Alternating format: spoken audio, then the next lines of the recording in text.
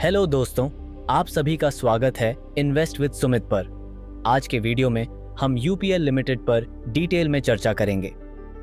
इस वीडियो में हम कवर करेंगे कंपनी का बिजनेस, कॉम्पिटिटर्स, लेटेस्ट रिजल्ट्स और रीसेंट डेवलपमेंट्स।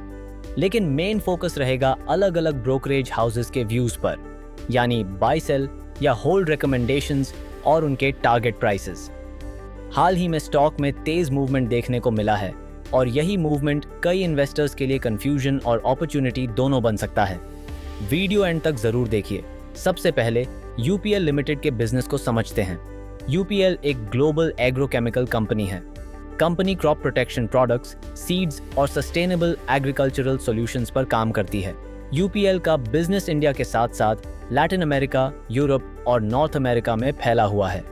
फार्मर्स के लिए हर्बिसाइड्स, फंजिसाइड्स और इंसेक्टिसाइड्स कंपनी का कोर पोर्टफोलियो है। अब कंपेटिटर्स पर एक नजर डालते हैं। इंडिया में यूपीएल का कंपैरिजन पीआई इंडस्ट्रीज और धानुका एग्रीटेक जैसी कंपनी से किया जाता है। ग्लोबल लेवल पर बायर, सिंजेंटा और बीएएसएफ जैसे लार्ज प्लेयर्स एग्रोकेमिकल स्पेस में एक्टिव हैं। कंपटीशन स्ट्रांग है, लेकिन यूपीएल का ग्लोबल रीच और डाइवर्सिफाइड पोर्टफोलियो इसे अलग बनाता है। रीसेंट क्वार्टर में यूपीएल ने अर्निंग्स रिकवरी के संकेत दिए हैं। क्वार्टर 3 फाइनेंशियल ईयर 26 में कंपनी की रेवेन्यू ग्रोथ पॉजिटिव रही और प्रॉफिट आफ्टर टैक्स में स्ट्रॉन्ग इंप्रूवमेंट देखने को मिला। मार्जिन्स बेहतर हुए हैं, मेनली बेटर प्रोडक्ट मिक्स और इनपुट कॉस्ट नॉर्मलाइजेशन की वजह से। अब रीसेंट डेवलपमेंट्स और न्यूज़ को समझते हैं। यूपीएल ने हाल ही में इंटरनल रीस्ट्रक्चरिंग अनाउंस की है। कंपनी अपने क्रॉप प्रोटेक्शन और सीड्स बिजनेस स्ट्रक्चर को सिंप्लीफाई करना चाहती है। मार्केट ने इनिशियली इस न्यूज़ को नेगेटिव लिया, क्योंकि रीस्ट्रक्चरिंग के बाद होल्डिंग कंपनी डिस्काउंट और डेट क्लैरिटी को लेकर कंसर्न्स सामने आए।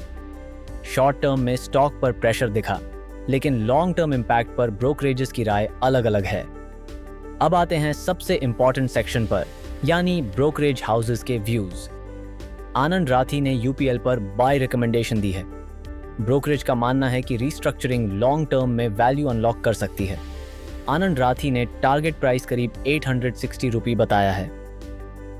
जियोजेट बीएनपी पारिबा का व्यू अक्यूमुलेट का है। ब्रोकरेज बिलीव्स की अर्निंग्स रिकवरी अभी पूरी तरह स्टॉक प्राइस में रिफ्लेक्ट नहीं हुई है। जियोजेट बीएनपी पारिबस ने टारगेट प्राइस करीब 879 रुपये रखा है। एक्सिस कैपिटल ने भी यूपीएल पर बाय रिकमेंडेशन दी है। एक्सिस का focus improved margins, date reduction और ग्लोबल एग्रो डिमांड रिकवरी पर है। एक्सिस कैपिटल का टारगेट प्राइस करीब 770 रुपये है। देवेन चौकसी का स्टैंस एक्यूमुलेट का है। ब्रोकरेज शॉर्ट टर्म वॉलेटिलिटी को एक्नॉलेज करता है, लेकिन मीडियम टर्म अर्निंग्स विजिबिलिटी को पॉजिटिव मानता है। देवेन चौकसी ने टारगेट प्राइस करीब 813 रुपये दिया है। अब थोड़ा कॉशियस व्यू देखते हैं। नुवामा ने यूपीएल को न्यूट्रल किया है। ब्रोकरेज रीस्ट्रक्चरिंग एग्जीक्यूशन रिस्क और डेट रिलेटेड क्लैरिटी को लेकर कॉशियस है। नुवामा का एस्टिमेटेड टारगेट करीब 650 रुपये के आसपास बताया गया है। कोटक का व्यू कंपैरेटिवली बेरिश रहा है।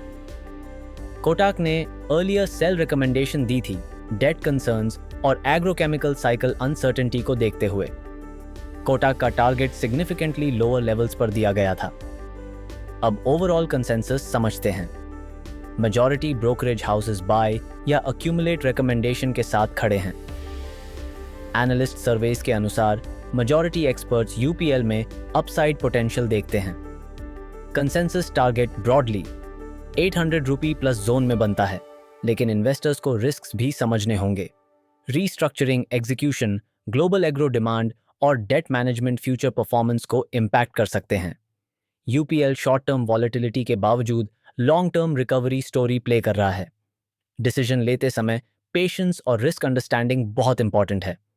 दोस्तों, अगर आप ये स्लाइड चाहते हैं जिसमें सभी ब्रोकरेज हाउसेस का कंसेंसस व्यू हो, तो कमेंट्स में मेंशन कीजिए और मैं ये स्लाइड आपके साथ शेयर कर दूंगा। नेक्स्ट वीडियो में हम ये डिस्कस करेंगे कि एग्रोकेमिकल सेक्टर में ग्लोबल डिमांड साइकिल कैसे बदल रही है और कौन से फैक्टर्स फ्यूचर में स्टॉक्स को मूव कर सकते हैं। अगर आपको नॉइज नहीं, क्लैरिटी चाहिए, तो इन्वेस्ट विद सुमित को लाइक, फॉलो और सब्सक्राइब करें। यहाँ आपको मिलते हैं daily brokerage driven market updates. Disclaimer, मैं सेबी रजिस्टर्ड एनालिस्ट नहीं हूँ। ये वीडियो केवल एजुकेशनल पर्पस के लिए है। इन्वेस्टिंग से पहले कृपया अपने फाइनेंशियल एडवाइजर से सलाह जरूर लें।